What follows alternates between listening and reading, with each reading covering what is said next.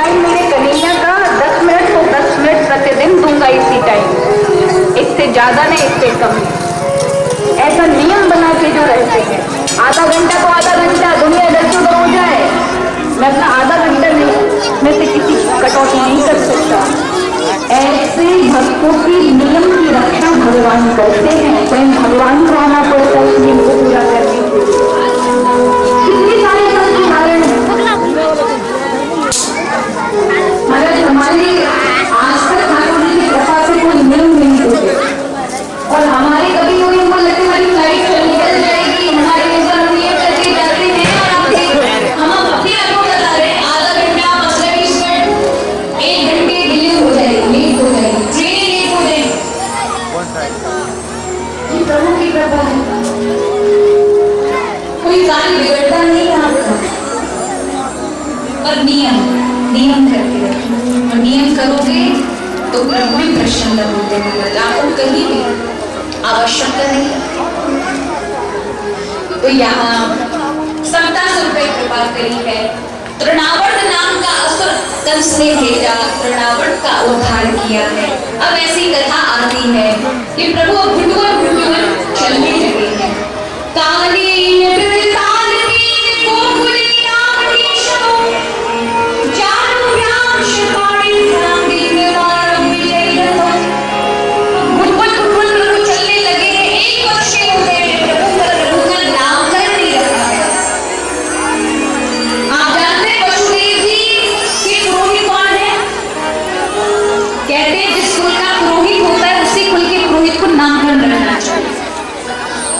तो ठाकुर जी का जन्म वास्तव में किसके यहाँ हुआ था?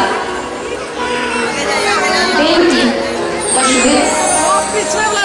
नंद बाबा क्या तो आ गए थे रात्रि में, इसलिए वसुदेव के पुरोहित है गर्गाचार्य ऋषि, और नंद बाबा के पुरोहित है महर्षि सांडिल्य, और राधा रानी के पिताजी वृषभानु जो है उनके पुरोहित है महर्षि भांगुरी। तो अब जिसका बालक होगा उसी का पुरोहित महाराज नामकरण रखता है ना। तो गर्गाचार्य ऋषि को वसुदेव जी ने भेजा, गुप्त रूप में जाओ, किसी भी बहाने से मेरे पुत्र का नाम रखाओ। गर्गाचार्य आते हैं, नंद जी को पता चलता है, प्रार्थना करते हैं मेरे लाला को भी नामकरण रख दो। गर्गाचार्य कहते देखो वैसे तो तुम्हारे पुरोहित को रखना चाहिए, लेकिन आपने आग्रह किया है तो मैं रखूंगा, लेकिन कानों कान खबर नहीं पड़नी चाहिए। तुम कोई उत्सव मनाओगे तो कहीं कंस को पता चल गई वही देवकी का पुत्र तुम्हारे बालक को समझ लेगा, तुम्हारे बालक के प्राण संकट में आ जाएंगे। नंद बाबा कहते किसी को भी नहीं पता चलेगा, मुझे यशोदा आपको और रोहिणी के अलावा किसी को पता नहीं चलेगा। तो महाराज गौशाला के अंदर गौशाला को लिखवा दिया, भगवान का सुंदर मैयाओं ने श्रृंगार किया, और ठाकुर जी को लेकर के महाराज यहाँ पर मैया आ रही है। जैसे ही महाराज गर्गाचार्य ऋषि कोई साधारण नहीं है, बड़े बड़ा ज्योतिषी है, बहुत बड़े ज्योतिषी है, बड़ा नाम है इनका। इन्हीं के ऊपर गर्ग संहिता है। भागवत के अंदर आपको लीलाएं तो भगवान की मिलेंगी, लेकिन आप लीलाओं को समझ नहीं पाएंगे। इतनी गुप्त और समाधिस्थ लीलाएं हैं, उनकी यदि व्याख्या आपको सुननी है तो गर्ग संहिता को पढ़ना होगा। गर्ग संहिता में उसकी बिग डिटेल के साथ हर चीज है। भगवान ने रासलीला क्यों की, भगवान ने माखन चोरी लीला क्यों की, भगवान ने चीर हरण लीला क्यों की, उसके पीछे क्या रहस्य है, ये सब गर्ग संहिता में। तो यहाँ गर्गाचार्य ऋषि आई, गर्गाचार्य ऋषि जैसे ही बैठे, दोनों माताएं अपने अपने बालकों को लेकर आ रही थी। तभी मन में विचार किया यशोदा मैया ने, पतो नाय नंद बाबा ने कहा है कि बहुत बड़ा ज्योतिषी आयो है, नामकरण रखिएगा, क्या पता पक्का ज्योतिषी है। खड़िया पढ़ते हैं, जानते हो, जिसको कुछ नहीं आता रहता हो उसको कहते हैं महाराज फेक डिग्री लेके बैठो, बड़ी बड़ी बातें करें, वहां पे खड़िया पढ़ते हैं। ये हमारी ब्रज की भाषा है। तो एक बार जांच कर ली जाए, यशोदा ने अपना बालक तो रोहिणी को दे दिया, रोहिणी का बालक अपनी गोदी में ले लिया और जाके बाबा जी के सामने बैठ गई यशोदा मैया रोहिणी के बालक को लेकर। बाबा मेरे लाला का नामकरण रखो।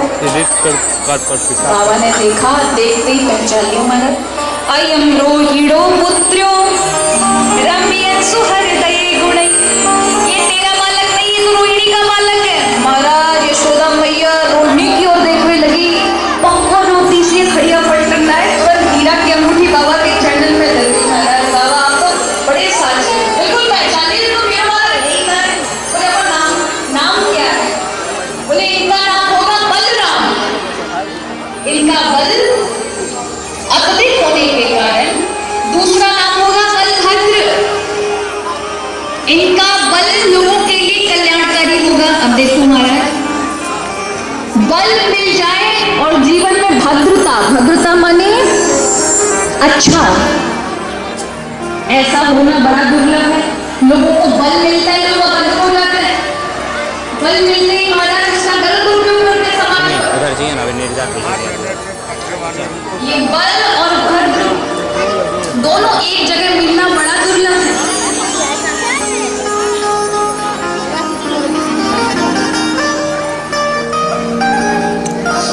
किसी को विद्या मिल जाए व्यक्ति अभिमानी हो जाता है, धन मिल जाए मद में पागल हो जाता है, शक्ति मिल जाए तो गलत अन्याय करने लगता है लोगों पर।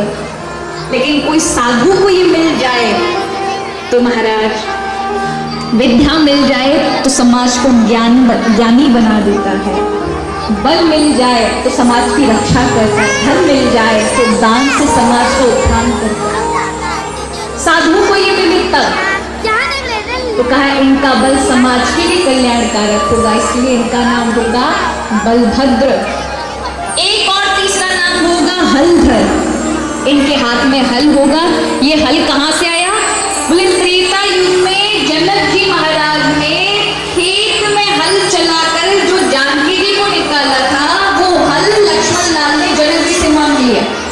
जनक जी ने कहा आप क्या हल्का करोगे? बोले इस युग में तो कोई काम नहीं है, लेकिन अगले युग में जरूरत पड़ेगी, आप हमको दे दीजिए हल। बोले आप क्या करेंगे? बोले जिसका